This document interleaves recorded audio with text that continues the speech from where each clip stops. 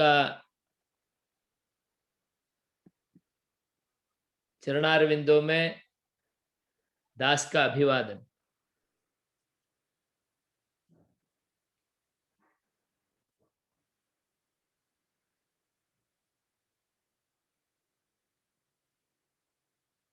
अस्मद्गुरुभ्यो नमः, अस्मत्परमगुरुभ्यो नमः, अस्मत्सर्वगुरुभ्यो नमः।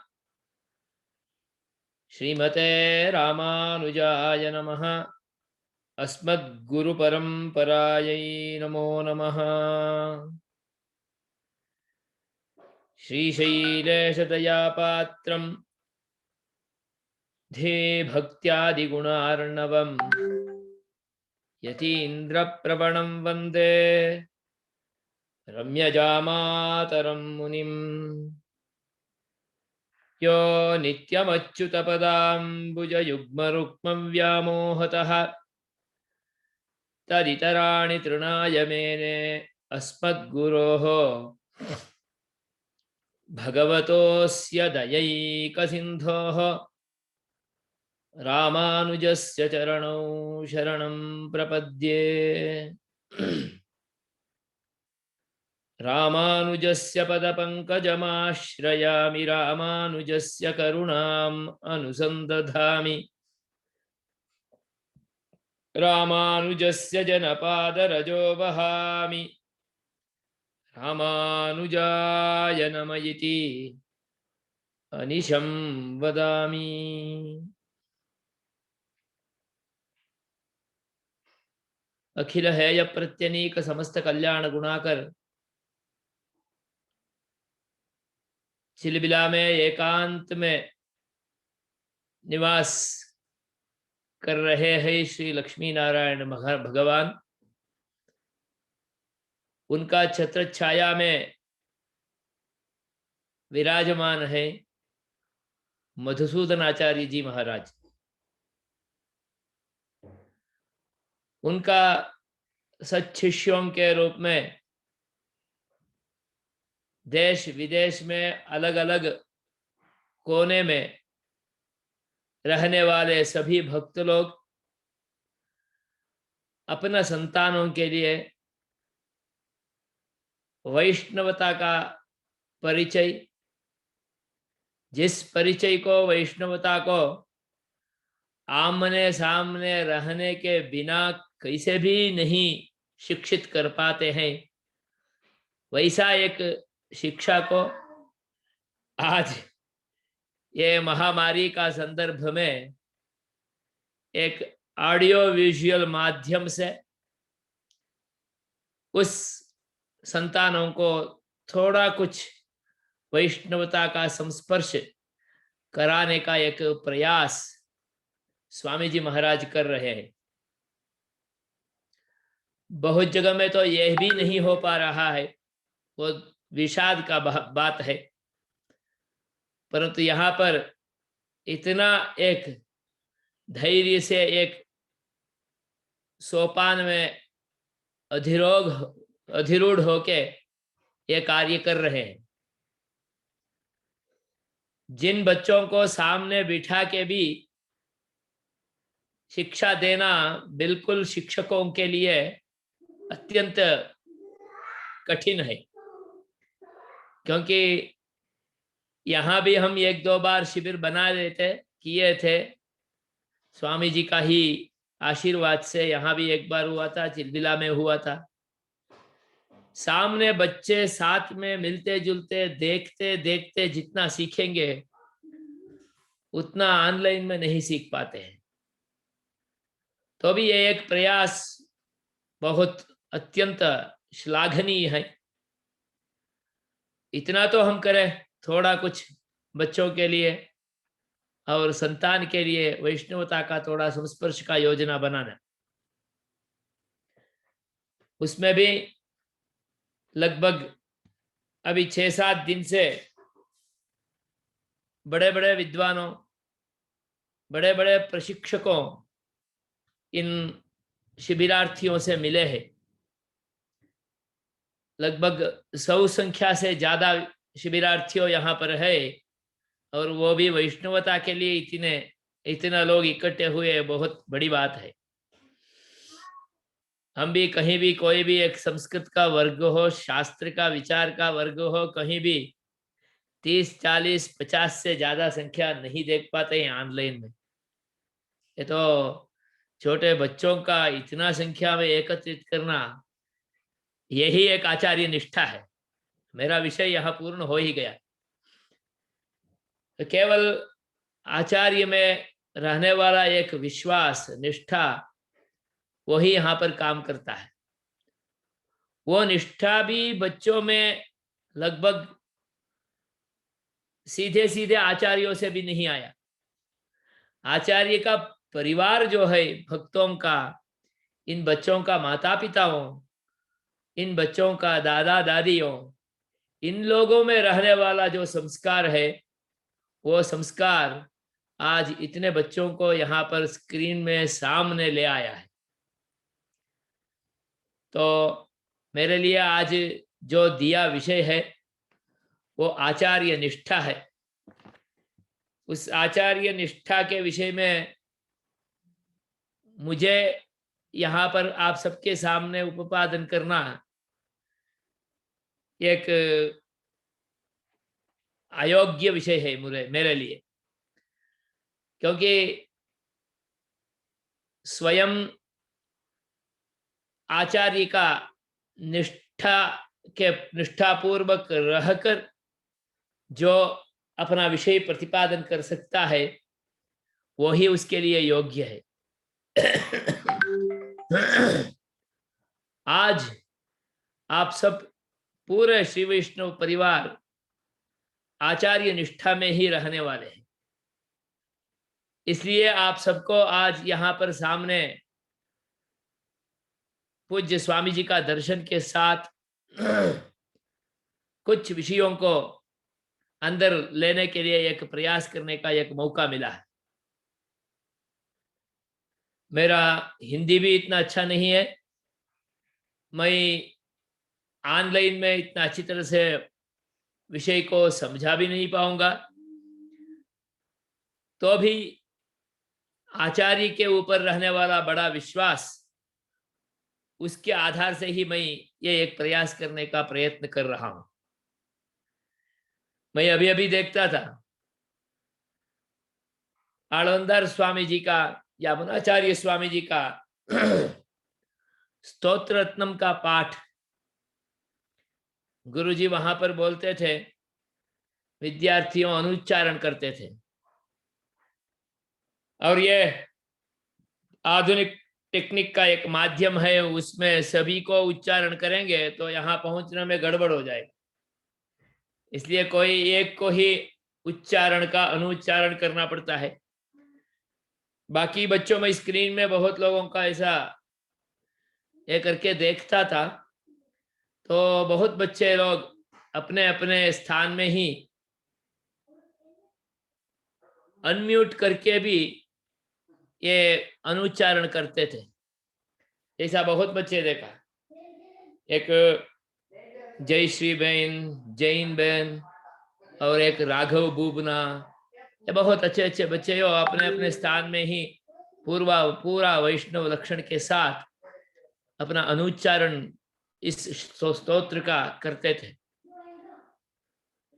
तो जो अनुच्चारण सामने रहने भी नहीं हो पाता है, उसको इतना प्रयास के साथ उच्चारण करवाना और करना, सीखते सीखते ये 8-10 दिन में 10-15 श्लोकों को आत्मसात करना और आत्मसात करके उसका रोज अनुष्ठान में लाना, यह सब आचार्य निष्ठा से ही हो सकता है। क्योंकि आज तो बच्चों को उसका भाव हो, अर्थ हो, कुछ भी समझ में नहीं आया होगा। केवल और केवल निष्ठा जो माता पिताओं ने, गुरुजी आज से यहाँ आपको कुछ सिखाते हैं, उसको आपको सीखना, इतना ही। क्योंकि माता और पिता और परिवार का वडील जो है, वो ही घर का प्रथम गुरु है। क्योंकि वही लोग अपना गुरु ये है ऐसा हमको प्रदर्शन कराने वाले हैं, दिखाने वाले हैं। उसके साथ एक संबंध को जोड़ाने वाले हैं। तो इन लोगों के द्वारा दिया हुआ एक विश्वास से ये स्तोत्र रत्नम का पाठ, स्तोत्र रत्नम का एक पाठ पूर्ण रूप में सीख के रोज कर दिया तो बस गुरु निष्ठा स्वयं अपने आप आ जाएगा। आचार्य निष्ठा अपने आप अंदर से उद्गम होके बाहर आ जाएगा, इसका कोई संशय ही नहीं है, क्योंकि यह पूरा आचार्य निष्ठा के लिए ही बना हुआ एक मंत्र रूप स्तोत्र है। इसलिए हरेक श्री वैष्णव परिवार में स्तोत्र रत्नम का, आळवंदार स्तोत्रम का पाठ करने का प्रक्रिया आज भी विलसित है। सभी परिवारों इस श्लोक के बिना, उसका पाठ के बिना रहते भी नहीं है, क्योंकि यह स्तोत्रों में रत्नप्राय स्तोत्र है।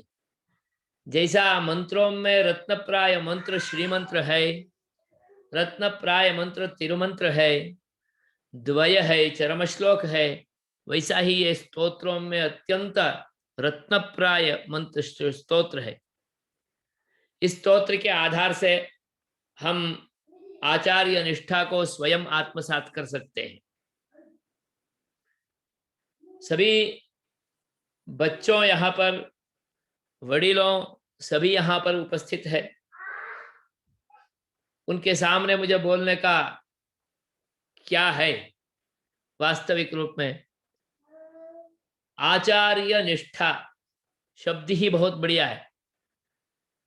निशेषेण तिष्ठति इति निष्ठा, शेष ही नहीं रहता है, वैसा स्थिर हो जाना। कहां पर स्थिर हो जाना? आचार्य में स्थिर हो जाना। क्यों आचार्य में स्थिर होना? क्योंकि हमें भगवान में स्थिर होना है, इसलिए भगवान निष्ठा आचार्य निष्ठाधीना ऐसा बोलते हैं।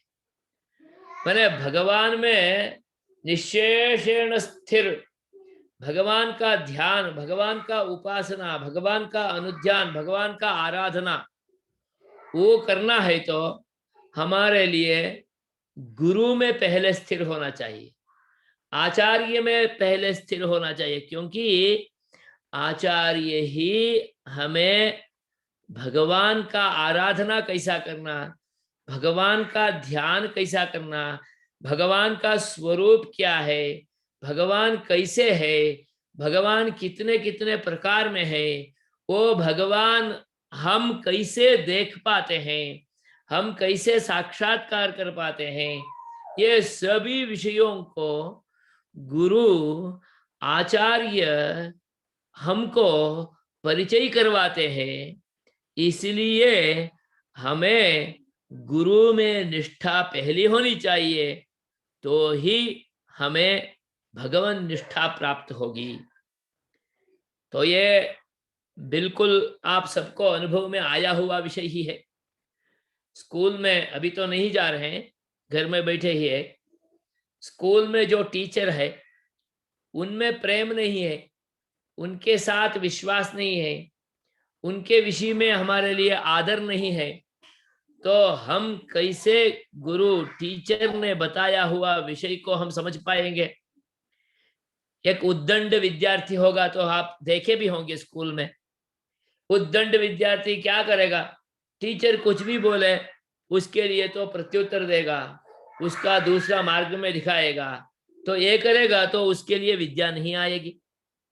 क्योंकि ज्ञान में हमको प्राप्त होना ज्ञान है, तो ज्ञान आएगा गुरु के मुख से, शिक्षक के मुख से।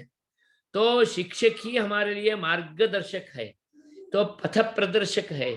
तो मार्गदर्शक, पथ प्रदर्शक होने के नाते उनमें हमें निष्ठा है, तो उनके द्वारा दिखाया हुआ मार्ग हमारे लिए प्रशस्त होगा।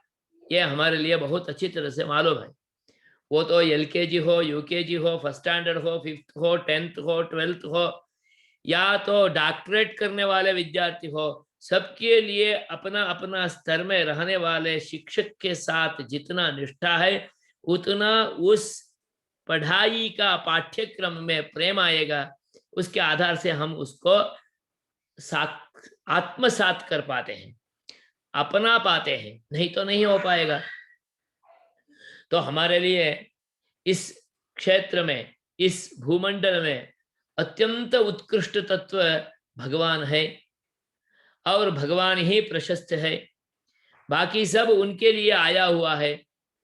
तो हमें वो प्राप्त करना है, तो भगवान का मार्ग प्रशस्त होना, क्योंकि रहने वाला सभी फलों में अत्यंत उत्कृष्ट फल परमात्मा है। जिस परमात्मा रूप फल है तो बाकी सबको हमारे लिए अपने आप मिल जाएगा।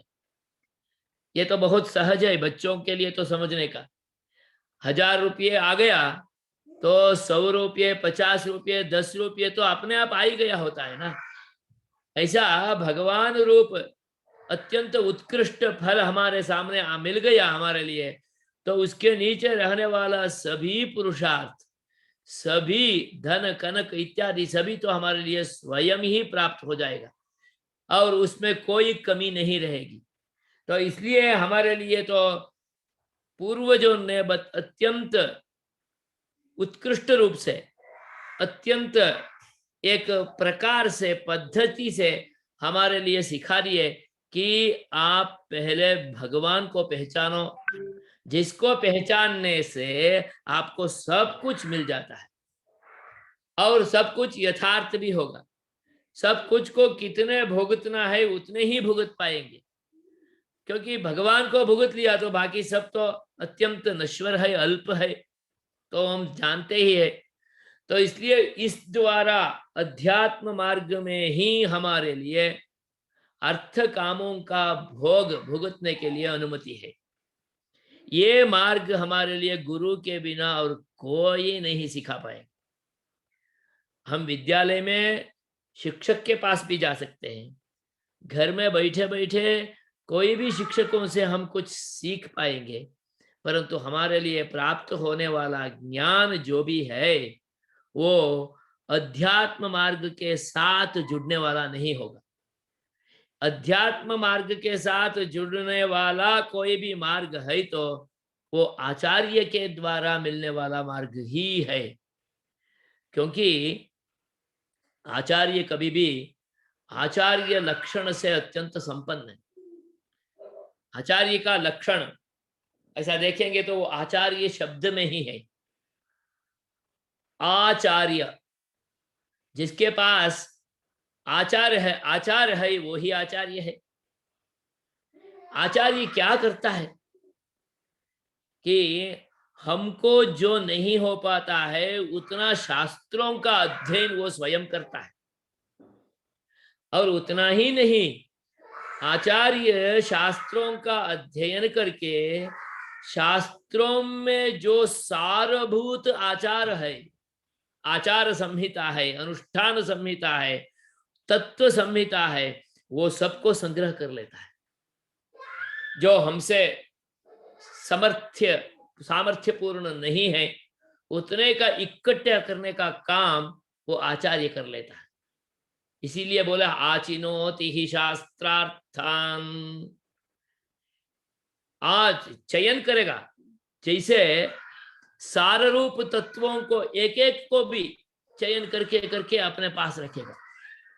हम कुछ आचार्य लोगों को देखेंगे, तो मधुसूदन आचार्य को देखेंगे तो क्यों हम जाके तरत उनके पग में पड़ जाएंगे, उनको प्रणाम क्यों करते हैं, दंडवत क्यों करते हैं। दंडवत करने के लिए क्यों हमारा माता पिता वो सभी आग्रह पूर्वक करते हुए वहां ले जाते हैं, क्योंकि उन लोगों को मालूम है कि शास्त्रार्थ का सार तत्व उनके पास है, उनके अनुष्ठान में है। आज उतना ही नहीं, हम सबको बुला के आपको ये आचार अपने अनुष्ठान में रखना, आपको रोज इतने समय में उठना है, आपको रोज ये पाठ करना है, आपको रोज इतना अष्टाक्षरी का जप करना है, आपको आपका संतानों को इतने लोगों को यहाँ ले आके समाश्रित करवा के उनको दीक्षा देके इनको इतना रोज जप करना जैसा करना है। तो हरेक परिवार का हरेक आदमी को भी याद करते करते उनको नाम साथ बुलाते बुलाते हुए उनको ये आचार होनी चाहिए, इनमें ये भक्ति होनी चाहिए, इनको ये अनुष्ठान होनी चाहिए, इनको अपने घर में माता पिताओं के साथ ऐसा व्यवहार करना चाहिए, ऐसा व्यवहार नहीं करना चाहिए। ये सभी विषयों को हरेक का देखते हुए आचार्य हरेक को शिक्षा देते रहते हैं और आग्रह पूर्वक इस परिवार में ये आचार होनी ही चाहिए ऐसा आदेश भी देते हैं, उपदेश भी देते हैं। इसलिए वो आचार्य है।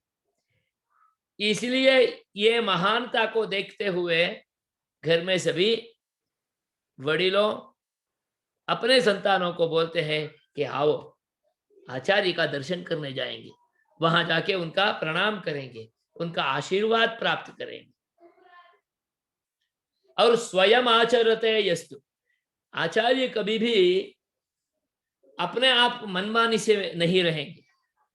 जो करवाने के लिए किसी को बोलते हैं, करने के लिए किसी को आदेश करते हैं, तो वो स्वयं करके देखते हैं, स्वयं अनुसंधान करते हैं, स्वयं नित्य अनुष्ठान करते हैं, तो ही वो अनुष्ठान उनको करने के लिए बोलते हैं। यही आचार्य का लक्षण है, यही आचार्य है।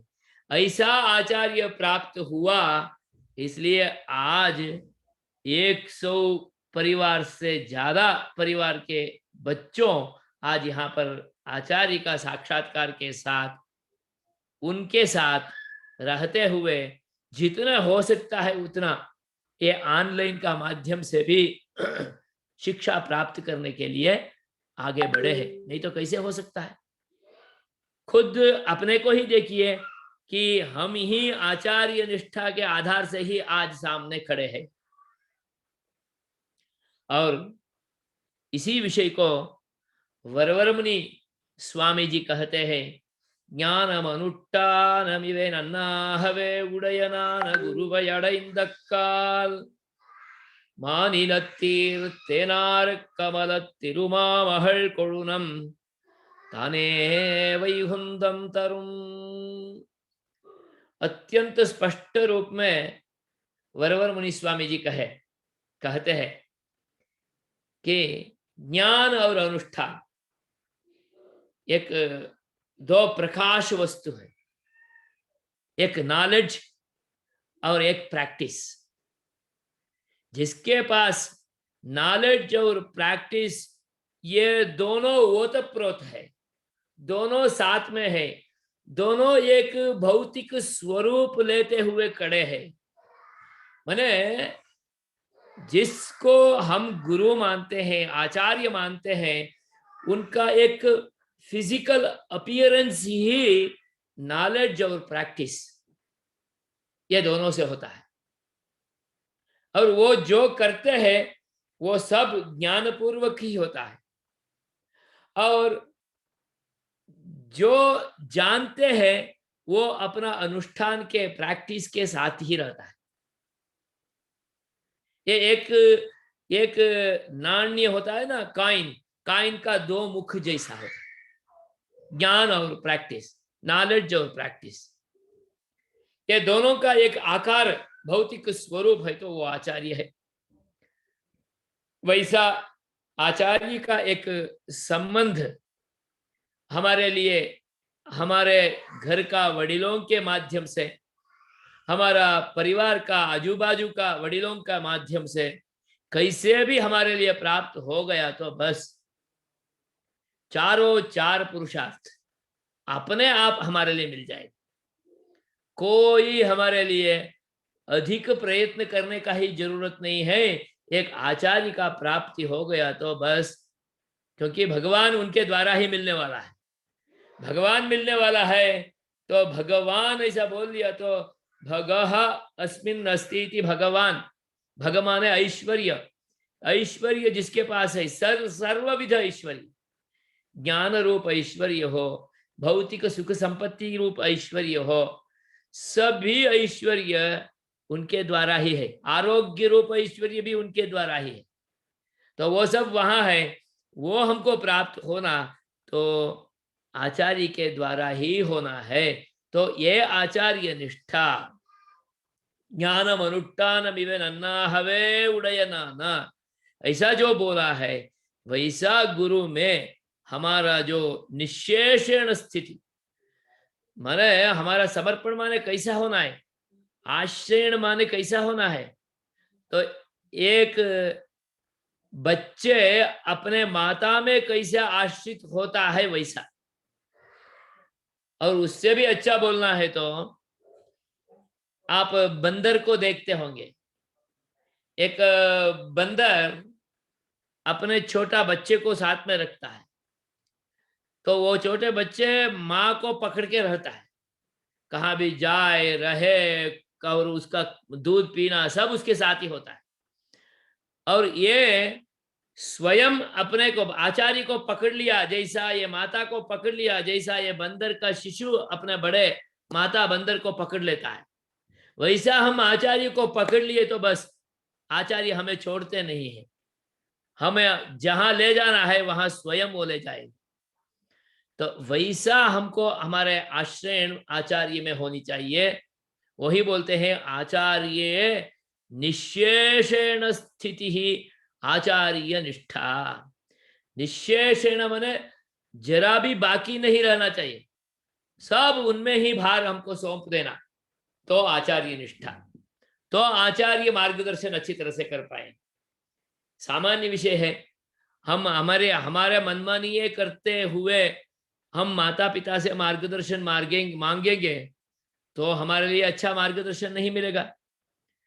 हम स्कूल में टीचर के पास जाते हैं, टीचर के पास कुछ हम पूछते हैं, मार्गदर्शन मांग रहे हैं, उस समय में हमारा मनमानी से ही हम सोचते हुए बोलते ही रहते हैं, करते ही रहते हैं, तो उनका मार्गदर्शन हमारे लिए सच्ची रूप में नहीं मिल पाएगा।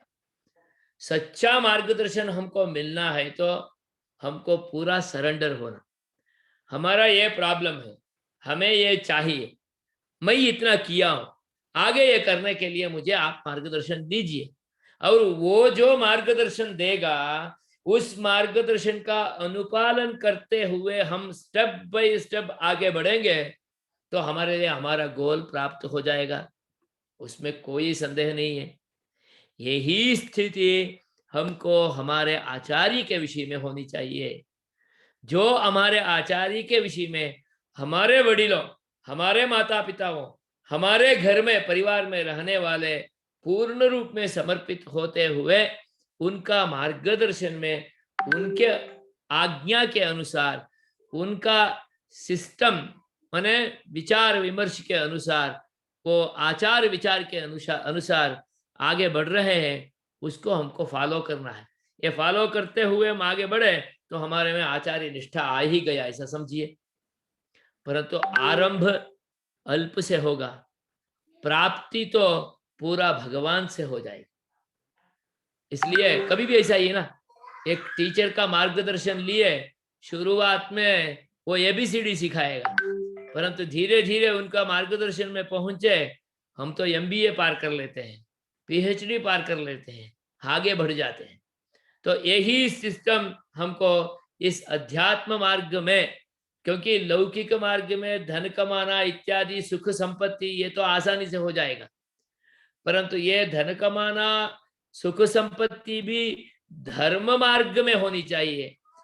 और जो अर्थ वो धर्म मार्ग में होना, जो सुख वो भी धर्म मार्ग में होना, तो ही इनके हमारे लिए शुभ होगा। भगवान का प्राप्ति के साथ हमारा लौकिक जीवन अच्छा रहेगा। इसलिए हमको ये आचार्य निष्ठा के साथ भगवान निष्ठा में हम पहुंचेंगे तो ये हमारे लिए प्राप्त होता है।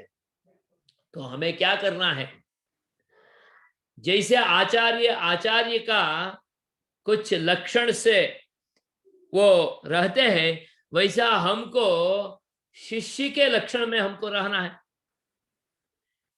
टीचर का लक्षण में रहते हैं तो स्टूडेंट का लक्षण अपनाना चाहिए, बस इतना ही। हम हमारे रीत में रहेंगे हमारे रीत रिवाज ऐसा बोलते हैं ना, रिवाज में रहते हैं, तो हमारे वो अपने रीत रिवाज में रहते हैं, तो हमारे लिए वो प्राप्त हो जाएगा। मालूम है सबको कि भगवान कभी भी अपना रीत रिवाज कभी भी नहीं छोड़ते। छोड़ते हैं तो भी भक्त के लिए, उनको मार्गदर्शन देने के लिए नीचे आके फिर ऊपर ले जाते हैं। यही काम आचार्य करते हैं। इसलिए आचार्य के पास हमको शिष्य लक्षण के साथ रहना, तो हमारे लिए हमारा आचार्य निष्ठा पूर्ण हो जाए। कैसे? एक सच्शिष्य का लक्षण को हम देखेंगे तो पता चल जाएगा। ये भी श्री वचन भूषण में आचार्य हमारे लिए पूर्ण रूप में विवरण के साथ उपादन करते हैं। एक ही है, स्पष्ट है, 6 लक्षण है शिष्य के लिए। इतना लक्षण के साथ हम रहेंगे तो हमारे लिए आचार्य का निष्ठा पूर्ण हो जाएगा। क्या? एक साध्यांतर निवृत्ति, फल साधन शुश्रूषा, तीसरा आरती, चौथा आदर भाव, पांचवा अनसूया, छठा आचार्य को ही सब कुछ मानना। ये छठा आ गया तो बाकी सब आ जाएगा।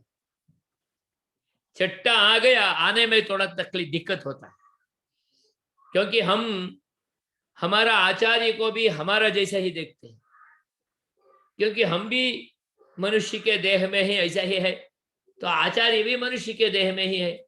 उनको भी एक माता पिता है, हमें भी एक माता पिता है, तो हमने उसमें क्या फर्क है? बिल्कुल यह विषय हमारे लिए अत्यंत सुलभ रूप में समझना है।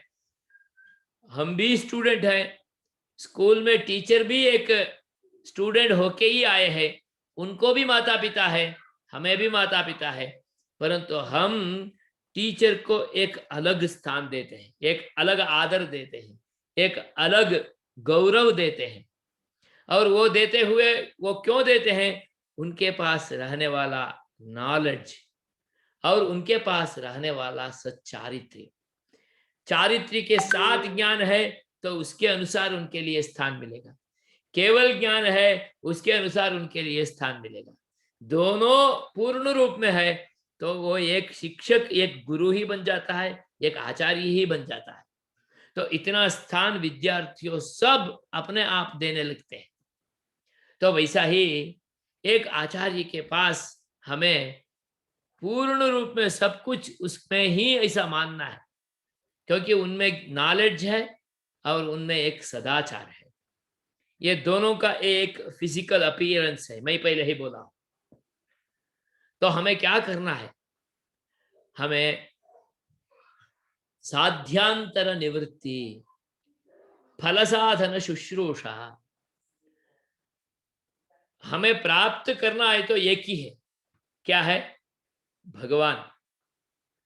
भगवान जो सकल कल्याण गुणाकर है, या प्रत्यनीक अत्यंत उच्च कोटि में रहने वाले, वो राधा कृष्ण हो, वो लक्ष्मी नारायण हो, सीता राम हो, जो भी हो, वो भगवान को हमको प्राप्त करना है। क्योंकि उसको प्राप्त करने से बाकी सब हमें प्राप्त हो जाता है। इस विषय में हमको निश्चल रहना, क्योंकि हमें धन कनकादि में मति है तो वो गलत नहीं है, वो चाहिए, वो प्राप्त होगा, परंतु बिल्कुल उसका दुरुपयोग नहीं होनी चाहिए। तो इसके लिए हमें भगवान का सहारा चाहिए।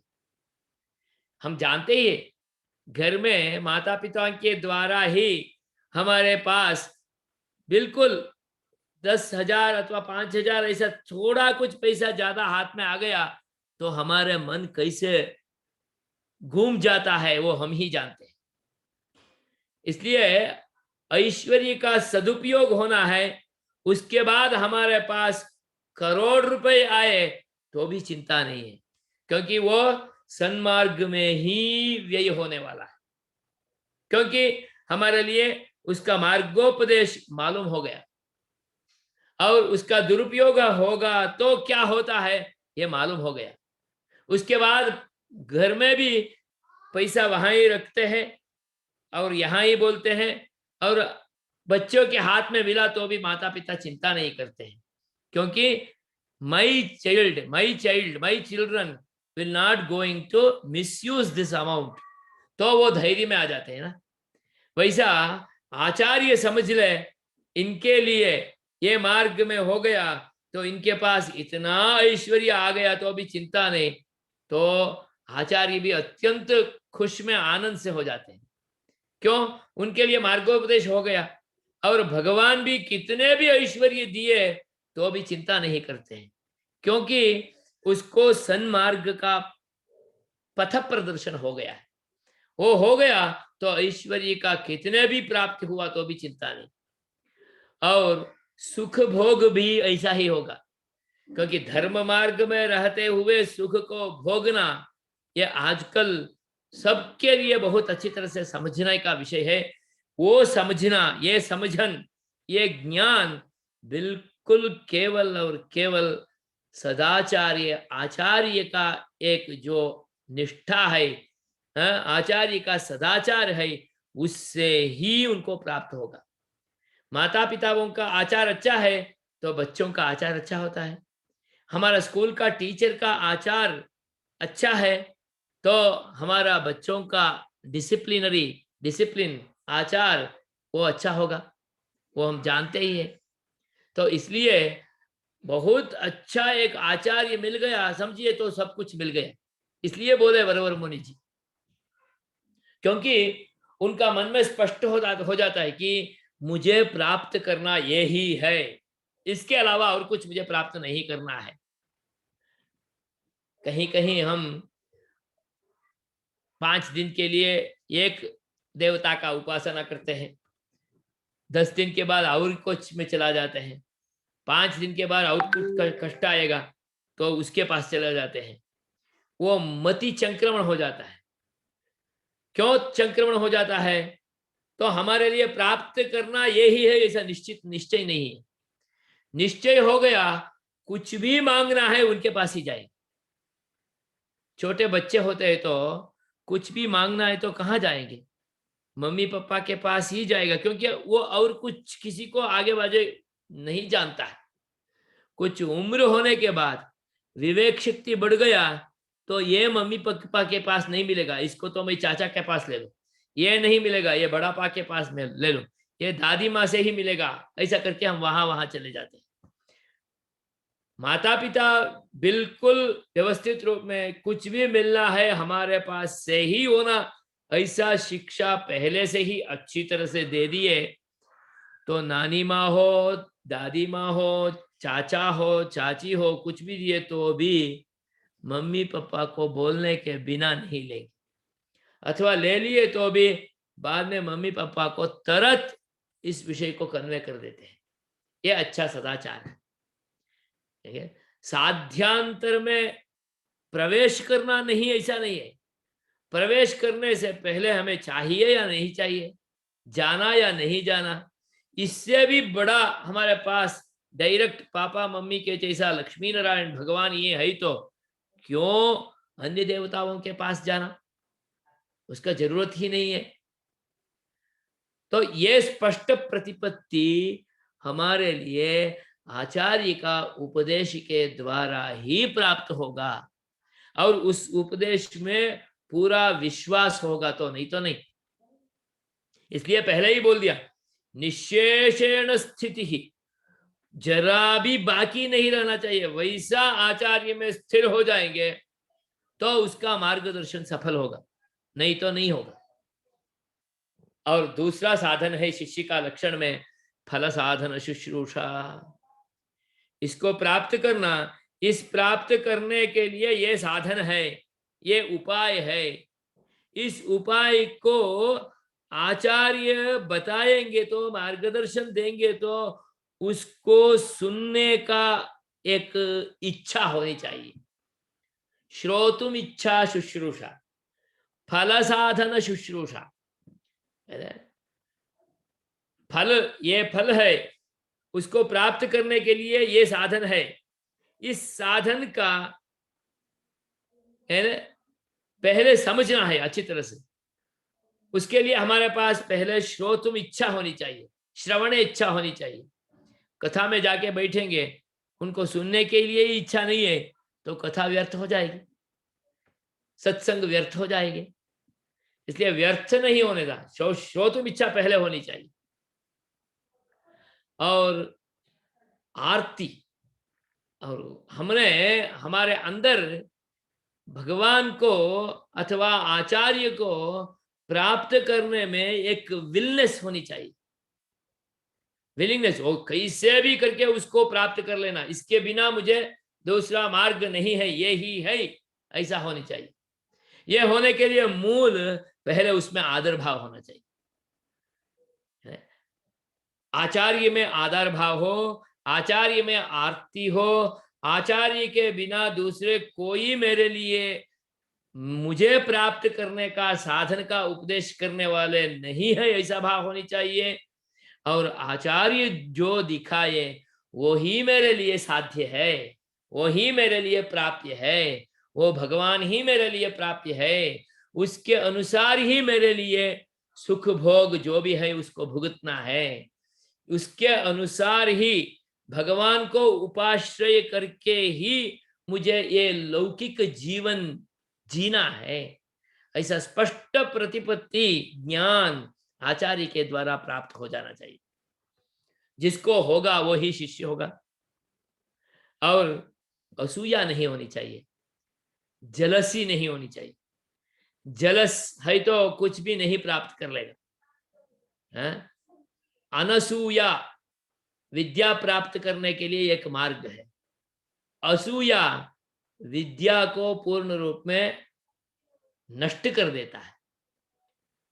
ये भी तो सद्विद्या है, भगवत ज्ञान है। तो इस प्राप्त करने के लिए, इसको प्राप्त करने के लिए भी जलसी कभी भी काम में नहीं आएगा। और कभी भी आचार्य क्या होते हैं, जब भी आचार्य आएगा उनका ज्ञान और उनका सदाचार के अनुसार शिष्य उनके लिए बहुत उच्च स्थान देते हैं। वो आएंगे तो गाड़ी में ही आएंगे, वो बैठेंगे तो सिंहासन में ही बैठेंगे, वो बोलेंगे तो माइक में ही बोलेंगे। ये कुछ देंगे तो ऐसा ही उच्च स्तर का ही देंगे, वो लेंगे तो भी उनके पास ऐसा ही उच्च स्तर का चीज आएगा। तो इसको देख के हम जलस हो जाएंगे तो आचार्य में निष्ठा नहीं आएगी।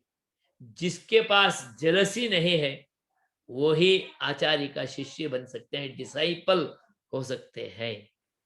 तो अनसूया भी एक शिष्य का लक्षण है। और आचार्य, ये अंतिम है ना, छठा, इसमें सब आ गया। आचार्य को ही सब कुछ मानना ये शिष्य का अत्यंत उत्कृष्ट लक्षण है। ये लक्षण परिपूर्ण है तो आचार्य में निष्ठा स्वयं आ जाएगी। क्या वही बोले, सब कुछ मानना माने मेरे लिए साध्य भी वो ही है, फल साधन का उपदेश करने वाले वो ही है, उसके विषय में मुझे पूर्ण रूप में विलिंगनेस है, उसमें मुझे आदर भाव है, और उसके विषय में कभी भी मेरे लिए असूया नहीं होगी। तो यह सब कुछ उसमें है। उसके साथ आचार्य ही एक रीति से मेरे लिए मंत्र को देने वाले एक देवता है। वेदांत देशिक स्वामी जी कहते हैं, आचार्यादिह देवताम समधिकाम अन्यान नमन्याम है। मुझे लक्ष्मी नारायण भगवान को दिखाने वाले ये जो आचार्य है वो आचार्य ही मेरे लिए लक्ष्मी नारायण स्वरूप है। वहां तक मंत्र देने वाले ही, मंत्र का देने वाले देवता का परिचय कराने वाले ही मेरे लिए दैव है, ऐसा भाव होनी चाहिए। मंत्र देवता और फल भी वही है, फल का अनुबंधी भी वही है, फल साधन को दिखाने वाले माने जो प्राप्य फल है उसको मार्ग दिखाने वाले साधन भी वो ही है। सब कुछ आचार्य है ऐसा हमारे मन में आ गया तो हम सच्चा शिष्य है, नहीं तो हम सच्चा शिष्य नहीं बन पाएंगे। क्योंकि एक छोटे नन्हे शिशु जब पैदा होता है उसके बाद अपने मम्मी को ही, माता को ही सब कुछ मानता है, सब कुछ। कुछ हो गया तो भी उसके पास जाए, कुछ मार दिया तो भी उसके पास जाए, कुछ चाहिए तो भी उसके पास जाए, सोना पीना खाना सब कुछ उनके पास ही है। और पहले पहले दूसरे आके कुछ सिखाएंगे तो भी वो सीखने वाले नहीं है नन्हे बच्चे। पहले माता कुछ जो सिखाएगी उसके द्वारा ही वो सीखेगा।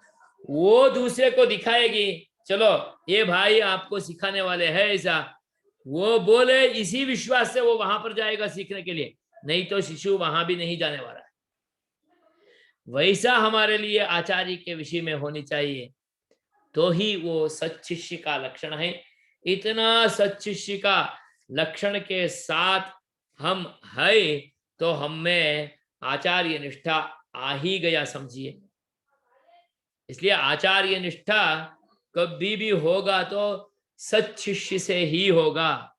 सच्शिष्यत्व हमारे पास नहीं है तो हम में आचार्य निष्ठा नहीं है ऐसा अर्थ है। हमारे में डिसाइपल हम होने का एक योग्यता है तो हम आचार्य में निष्ठ होंगे ऐसा अर्थ है। इसलिए सच्शिष्य का लक्षण हमको समझ के ही इससे आगे जाना है। तो सच्शिष्य में इतना लक्षण होने का क्या नाता है, कारण क्या है, कैसे ऐसा होता है, इसको देखने के लिए देखेंगे तो इसमें एक कुछ भी नहीं है, उपकार स्मृति। ये भी हमको माता के माता जी को समझेंगे तो ही होगा। एक नन्हे शिशु माता जी में इतना विश्वास के साथ क्यों रहता है? क्योंकि वो ही मेरे लिए सब कुछ करने वाली है। पहले पहले मुझे तो जब भूख लगेगी उस समय में मुझे पिलाने वाले खिलाने वाले वो ही है, तो इसलिए सब कुछ वो ही है ऐसा जब भाव आ गया तब बच्चे को पूर्ण रूप में उसमें ही रहने का भाव आ जाता है। क्योंकि उसमें उसका उपकार स्मृति माने उसको क्या बोलना है, ये मेरे लिए हेल्प करती है, हर एक स्तर में मदद करने वाली है। हर एक स्तर में जो मदद करने वाली है उसमें उनका विश्वास बढ़ जाती है। तो मेरे लिए आचार्य तो हर एक स्तर में उपकार करने वाले हैं, इसलिए उसमें हमारा समर्पण हो जाता है। उपकार स्मृति से ही शिष्य को आचार्य में पूर्ण समर्पण होता है, यह सच बात है। गुरु आचार्य मुझे बुलाते ही नहीं है, पुकारते ही नहीं है, मुझे ये करो वो करो ऐसा बोलते ही नहीं है, और गुरु मेरे लिए मार्गदर्शन ही नहीं करने वाले हैं, तो उस गुरु में शिष्य का भाव नहीं होगा, वो स्पष्ट है। ऐसा ही शिष्य को ऐसा उत्कृष्ट भाव आने का मूल कारण उनका उपकार स्मृति, कृतज्ञता, ग्रैटिट्यूड। क्योंकि गुरु मार्गदर्शन करते हैं ना हर एक स्तर में। क्योंकि कभी कभी हम ऐसा समझते हैं, कहाँ मैं मधुसूदन आचार्य जी को हर रोज तो नहीं देखता हूँ, कुछ नहीं करता हूँ, परंतु हमारे परिवार में हमारे वडिलों, हमारे माता पिताओं जो है वो उनसे परंपरा से शिक्षित है, उस शिक्षा के अनुसार ही हमारे लिए घर में ये मार्गदर्शन मिलता है। रोज उठ के भगवान का स्तोत्र गाना, ऊर्ध्वपुंड्र करना, पूजा करना और सम्मिलित होना और सदपाठ करना, ये सभी जो भी नित्य अनुवर्तन ये सभी विषय है। और भोजन में, आहार में ये नियम रखना, और भगवान को प्रसाद माने खिला के ही, उसका नैवेद्य करके ही, प्रसाद के रूप में ही पाना, ये सब शिक्षा हमको गुरु के द्वारा ही, आचार्य के द्वारा ही, हमारे लिए, हमारा माता पिताओं के द्वारा हमको प्राप्त हुआ है। इसलिए ये जो भी हमारा सदाचार अनुष्ठान इत्यादि है, वो गुरु द्वारा, आचार्य द्वारा मिला है। वो आचार्य का इसलिए उपकार स्मृति होता है। इस उपकार स्मृति के कारण से ही हम उनमें सब कुछ समर्पित कर लेते हैं। इसलिए इसका मूल कारण क्या माने? कृतज्ञता। ये एक दृष्टि से तो कृतज्ञता भाव है ना, उसमें लोकाचार्य स्वामी जी कहते हैं, ये कृतज्ञता भाव दोनों साइड से होता है। ये कृतज्ञता भाव शिष्य के तरफ से भी होता है, और यही कृतज्ञता भाव आचार्य के तरफ से भी होता है। क्योंकि आचार्य, आजकल तो टीचर के लिए सैलरी होता है, उनके लिए पीएफ होता है, इनके लिए पेंशन होता है, यह सब कुछ होता है। पिछले जमाने में ऐसा गुरुकुल में आए हुए, आचार्य के पास आए हुए शिष्य का सब कुछ देखभाल आचार्य के हाथ में ही था, और आचार्य का सेवा ही शिष्य करता था, गुरु उनका सब कुछ देखभाल करता था। इसलिए शिष्य का जो सेवा भाव होता है, शिष्य का जो मदद होता है, उस मदद के आधार से आचार्य स्वयं शिष्य में पूर्ण रूप में प्रेरित हो जाते हैं। ये तो शिष्य हमारे लिए इतना कुछ कर रहा है, उनके लिए तो हम कुछ भी नहीं कर रहे हैं, तो कुछ तो करना ही चाहिए। ऐसा स्वयं प्रेरित होके उस शिष्य को स्वयं बुला के उस शिष्य को स्वयं मार्गदर्शन देते हैं। तो मैंने इसमें यह अर्थ हुआ, शिष्य को भी एक जिम्मेदारी होता है। ये ही है जिम्मेदारी कि आचार्य का, परिवार का, देह का पूरा रक्षण करना। क्योंकि आचार्य का, क्योंकि देह से कुछ नहीं है, आचार्य का देह जब तक रक्षित है तब तक ही ना हमारे लिए अच्छा मार्गदर्शन मिलेगा। तो इसका देह रक्षण के सिवा और कुछ हम नहीं कर पाएंगे। थोड़ा कुछ मदद हमारे लिए अभी तो सरकार के द्वारा होता है शिक्षक के लिए, और आचार्य के लिए तो कहीं नहीं होता है। तो आचार्य का रक्षण करने का पूरा जिम्मेदारी शिष्य के है। इसलिए मैं लिखा, देखिए, आचार्य का शरीर रक्षणम रहितम ऐसा हो गया है। आचार्य का रक्षण, उनका विग्रह का रक्षण शिष्य का जिम्मेदारी है। शिष्य का ज्ञान रक्षण, स्वरूप रक्षण, आत्म उज्जीवन रक्षण आचार्य का हाथ में है। इतना हम समझ लेंगे तो धीरे धीरे दोनों भगवान का कैंकर्य में जुड़ जाते हैं। ये दोनों एक ही रास्ता से मिलता है। इस क्या है? भगवान का सेवा। जब हम भगवान का सेवा करेंगे तो उस सेवा में मार्गदर्शन हमारे लिए आचार्य से मिलेगा। हम भगवान का सेवा करते हैं, साथ में आचार्य भी भगवान का सेवा करते हैं। यह तो एक रीति से एक जीवन है, एक लाइफ है, एक डायरेक्ट एजुकेशन है। ये कैसे? हम रोज मंदिर जाते हैं, मंदिर में आचार्य भगवान का सेवा करते हैं, सेवा करते करते हमें भी बोलते हैं आप ये सेवा कर दो, ये सेवा कर देंगे, ये दोनों मिलके हम भगवान को ये सेवा कर लेंगे पूर्ण रूप में। तो मिलते हुए भगवान का कैंकर्य बहुत आसानी से अच्छी तरह से हो जाएगा। तो भगवान अत्यंत संतुष्ट हो जाएंगे, लक्ष्मी नारायण भगवान का मुखोल्लास हो जाएगा। जब मुखोल्लास हो जाएगा, भगवान सब कुछ हमारे लिए जो योग्यता है वो बरसाते हैं, तो सभी हमारे लिए प्राप्त होगा। तो भगवत कैंकर्य के बिना हमारे लिए कुछ भी प्राप्त होने वाला नहीं है। उस भगवत कैंकर्य को हमारे लिए सिखाने वाले हैं आचार्य, और वो स्वयं कैसे सिखाते हैं? स्वयं कैंकर्य करते करते हमारे लिए कैंकर्य करने का मार्ग बहुत अच्छी तरह से आचार्य सिखाते हैं। इसलिए आचार्य का भी आत्मोज्जीवन स्वयं हो जाएगा। आत्मोज्जीवन उनका होते होते वो आचार्य हमारा भी आत्मोज्जीवन कराते हैं। इसलिए हमारे लिए उनमें कृतज्ञता भाव है, इसलिए हमारे लिए उनमें उपकार स्मृति है। इस उपकार स्मृति के नाते ही हम उनमें पूर्ण रूप में सरेंडर हो जाते हैं।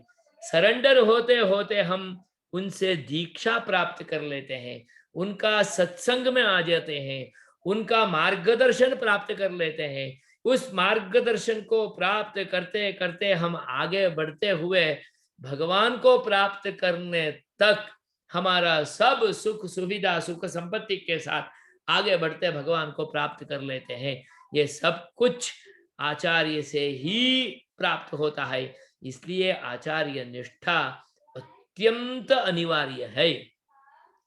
इस अनिवार्य निष्ठा को हमें समझने के लिए एक मौका इस संदर्भ में हमें प्राप्त हुआ, वो भी ये ऑनलाइन योजना के अनुसार। उसमें हमको आचार्य निष्ठा को समझना है तो हमारा परंपरा में ही ऐसा ही है। भगवत्पाद रामानुजाचार्य का जो निष्ठा थी उनके गुरु में, वो अत्यंत अविस्मरणीय है। वो गुरु जो भी हो, गुरु के पास गए तो उसमें निष्ठा आ जाती। भगवत्पाद रामानुजाचार्य का निष्ठा कितने गुरुओं में था? पंचाचार्य पदाश्रय, पांचों पांच गुरु। और जब उन्होंने पहले ग्रंथों का अध्ययन करते थे, अद्वैत ग्रंथों को अध्ययन करते थे, उस समय में जो आचार्य प्राप्त हुआ था, उसके पास भी इतना ही निष्ठा से आचार्य सेवा करते थे। और श्री वैष्णवों में जिसके पास से हमारे लिए ज्ञान प्राप्त हुआ, जिसके पास से हमारे लिए सदाचार प्राप्त हुआ, वो हमारे लिए आचार्य है। उसमें हमारा आचार्य निष्ठा होनी ही चाहिए। दीक्षा गुरु में तो निष्ठा तो अत्यंत श्रेयस्कर उच्च कोटि में रहेगा, उसमें यह है ही नहीं। परंतु हमारे लिए जो भी विद्या प्राप्त होती है, उसमें हमारे लिए निष्ठा होनी चाहिए। उसमें वर्ण विवेक भी नहीं है। इसके लिए अत्यंत उत्कृष्ट उदाहरण षटकोपसूरी। षटकोपसूरी, उनके पास निष्ठा दिखाए मधुर कवि आಳ್वार, मधुर कवि स्वामी जी। वो मधुर कवि स्वामी जी तो ब्राह्मण कुल में आए हुए हैं, तो भी उनमें रहने वाला ज्ञान, उनमें रहने वाला सदाचार, उस षटकोपसूरी में रहने वाला ये वैभवपूर्ण ज्ञान, कृष्ण अनुराग जो है, उससे प्रेरित होके उनमें पूर्ण रूप में स्थिर हो गए। उनका सब कुछ सेवा की, क्योंकि स्वामी षटकोपसूरी पूर्ण ब्रह्मज्ञानी थे, योगी थे, कुछ कर नहीं पाते थे। उनका सभी देखभाल, शरीर का सब कुछ रक्षण मधुर कवि स्वामी जी ने किया। ये चरित्र में प्राप्त है हमारे लिए। उसमें कोई वर्ण विवेक, उनका भोजन खिलाना, यह करना, शुद्धि करना, क्योंकि वो ब्रह्मज्ञानी के स्वरूप में है। कभी भी देखिए, केवल भगवान के गान के बिना और कुछ वो नहीं जानते हैं। इतना स्तर में है भक्त, उच्च कोटि में। उस आचार्य का सेवा मधुर कवि स्वामी ब्राह्मण वंश में भी आते हुए भी इतना सेवा किए हैं। तो ये आचार्य निष्ठा है। सब कुछ वही है, पूरा समर्पण। तो इतना समर्पण के साथ हम जब आचार्य में स्थिर होके सीखने का, भगवत कैंकर्य करने का, भगवान में एक होने के लिए, भगवान का अनुग्रह प्राप्त करने के लिए, भगवत लोक प्राप्ति करने के लिए हम प्रयास करेंगे, तो हमारे लिए सब कुछ प्राप्त होगा, ये स्पष्ट है। इसलिए तो हमें हरेक आಳ್वार का, दिव्य सूर्यों का चरित्र का हिंदी में भी प्राप्त है, इंग्लिश में भी प्राप्त है। उसको एक वीक में लगभग एक दो कथा, एक दो दिव्य सूर्यों का चरित्र पढ़ेंगे तो भी हमारे लिए बहुत कुछ ज्ञान इसमें प्राप्त हो जाएगा। ऐसा आप सबके पास निवेदन करके 1 घंटे तक इतना विषय आपके पास उपस्थापन कराने के लिए जो अवकाश दिए पूज्य स्वामी जी महाराज, उनका चरणारविंदों में नति तति के समर्पण के साथ मैं मेरा वाणी को लक्ष्मी नारायण भगवान का चरणारविंदों में अर्पण करता हूँ। कोई भी गलतियाँ हुई तो वो मेरा, कुछ भी इसमें थोड़ा कुछ प्राप्त हुआ तो वो मधुसूदनाचार्य स्वामी जी का एक कृपा, ऐसा समझ के सब स्वीकार कीजिए। जय श्रीमन नारायण।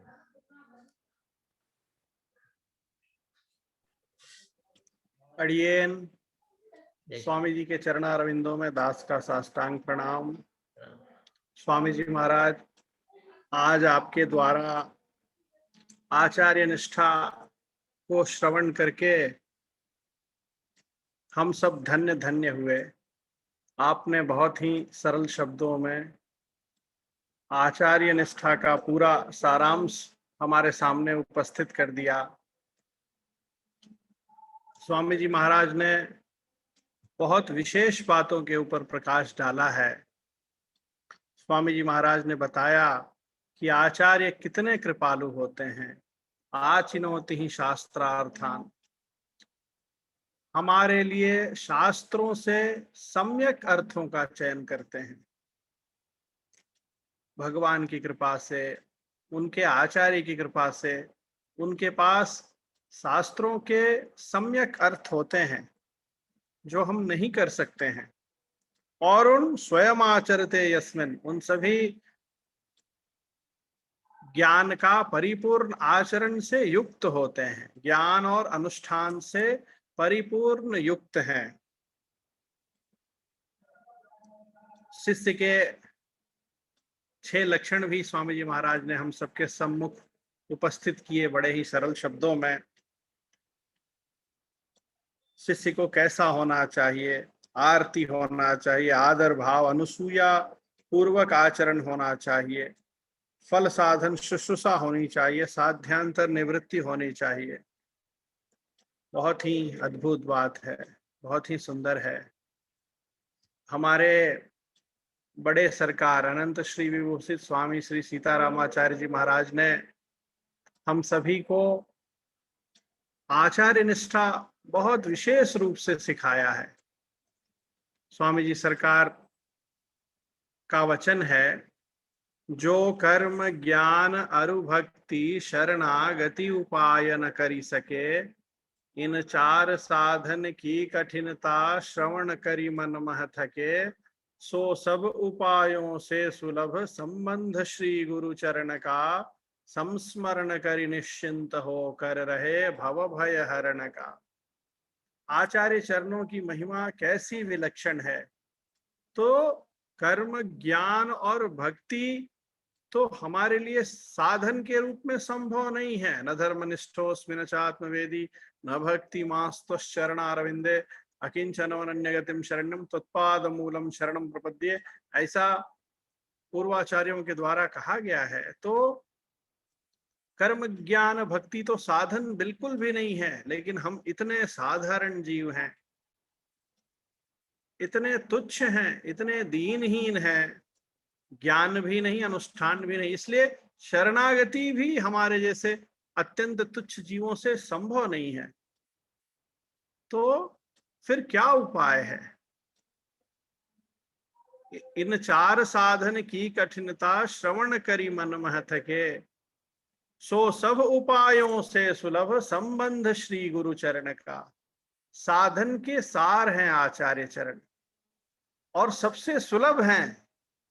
तो हम दासों को संस्मरण करी निश्चिंत होकर रहे भव भय हरण का।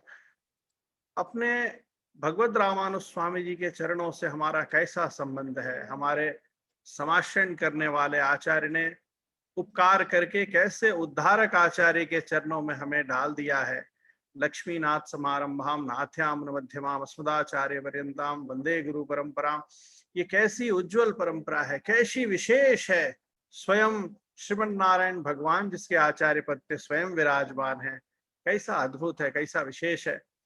तो हमें अपने आचार्य संबंध को सदा संस्मरण रखना है।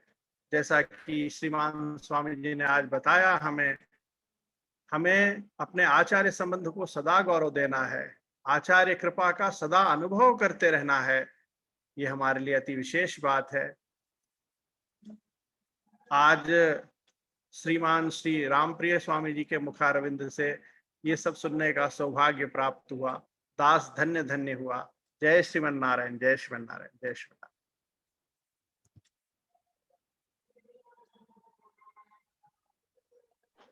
जय श्रीमन नारायण। साष्टांग प्रणाम स्वामी जी।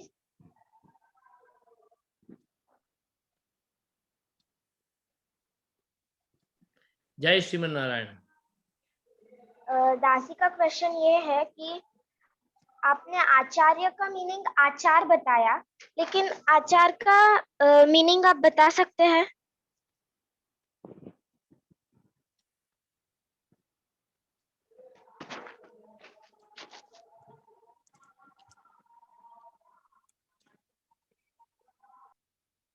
स्वामी जी आप म्यूट हो। आसमन्तात् चरति इति आचारः। समन्तात् माने पूर्ण रूप में उनका चर्या सुबह से रात तक, और रात को भी स्वप्नावस्था कैसी होनी चाहिए, उसके लिए दिन कैसा होनी चाहिए, उसको भी निश्चित करके उनका आचार में रखते हैं, उनका चर्या में।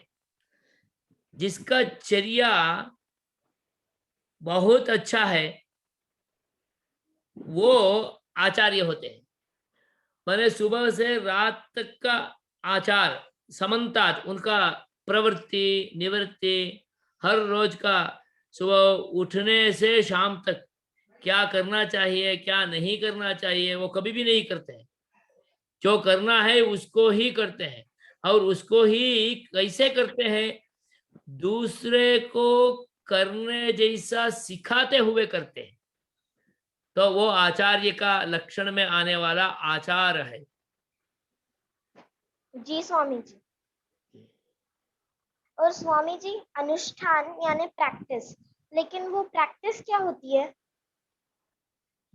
निष्ठा ने प्रैक्टिस नहीं, निष्ठा माने अनुष्ठान। यस, अनुष्ठान माने प्रैक्टिस। यस, प्रैक्टिस माने क्या, रोज आप भी कुछ प्रैक्टिस करते हैं ना, कहीं लेसन का प्रैक्टिस करते हैं, कहीं अपना जीवन का प्रैक्टिस करते हैं। क्यों इतने टाइम के उठना, वो उठने का भी आपको अभ्यास करेंगे तो ही आप 5 बजे उठ पाएंगे, नहीं तो नहीं उठ पाएंगे। पहले दिन उठने में तकलीफ होगी, दूसरे दिन उठने में थोड़ा तकलीफ होगी, तीसरे दिन उठने के समय में कोई भी थोड़ा आपको प्रेरणा देंगे, चौथे के दिन से आप अपने आप उठ जाएंगे, कोई अलार्म का भी जरूरत नहीं पड़ती है।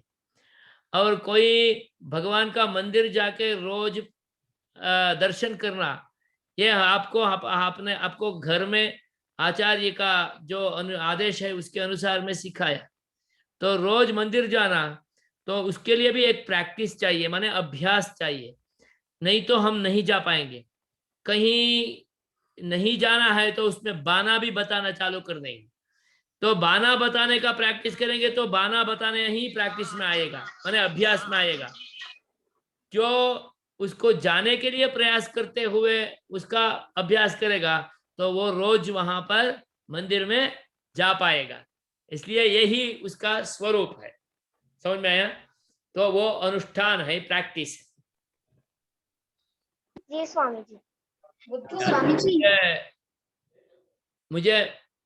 मुझे मंदिर में जाना है। पूज्य स्वामी जी महाराज से मैं आज्ञा मांगता हूँ, तो मंदिर में संध्या आरती के लिए पहुंचना आप आदेश देंगे तो मैं पहुंचूंगा। साष्टांग प्रणाम स्वामी जी महाराज। भगवान का संध्या आरती का घंटा हो गई इसलिए। हाँ हाँ कोई बात नहीं, साष्टांग प्रणाम, साष्टांग प्रणाम। जय श्रीमन नारायण। क्षमा करना, मैं एक उद्दंड होके निकल रहा हूँ। नहीं नहीं, साष्टांग प्रणाम, जय श्रीमन नारायण। किसी का कुछ प्रश्न है तो मुझे मैसेज के रूप में डाल दीजिए व्हाट्सएप में, मैं उनको भेज दूंगा। क्या किसी का भी कोई क्वेश्चन है? हाँ है, उनका है ही। आप मुझे व्हाट्सएप में आप में ले लीजिए, मैसेज के रूप में मुझे भेज दीजिए, मैं उसका आंसर मेरे मति के अनुसार कर दूंगा। जय श्रीमन नारायण। रीति दीदी आप ग्रुप में क्वेश्चन भेज दीजिए तो आपको आंसर स्वामी जी से मंगवा देंगे, ठीक है? जय श्रीमन नारायण। साष्टांग प्रणाम स्वामी जी सरकार, जय श्रीमन नारायण। एक मिनट।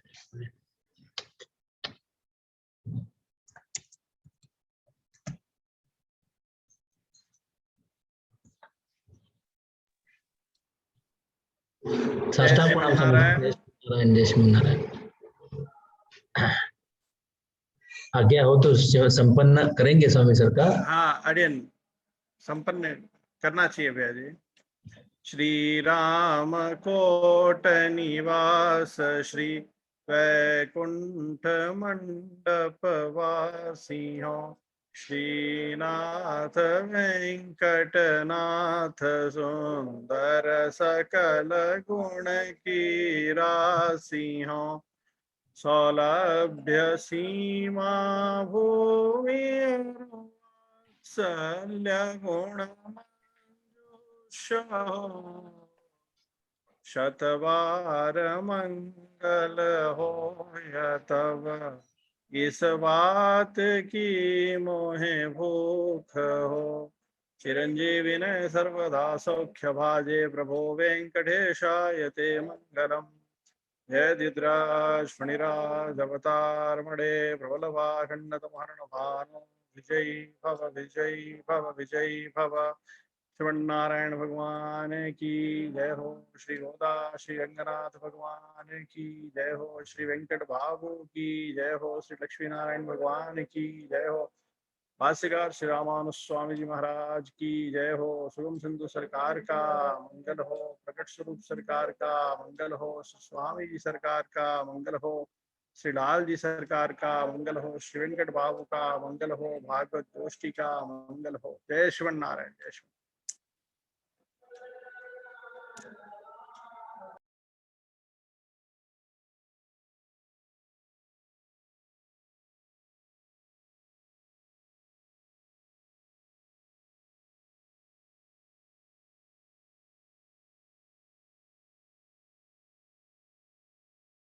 मंगलम मंगलम यतिराजाय श्रीभाष्या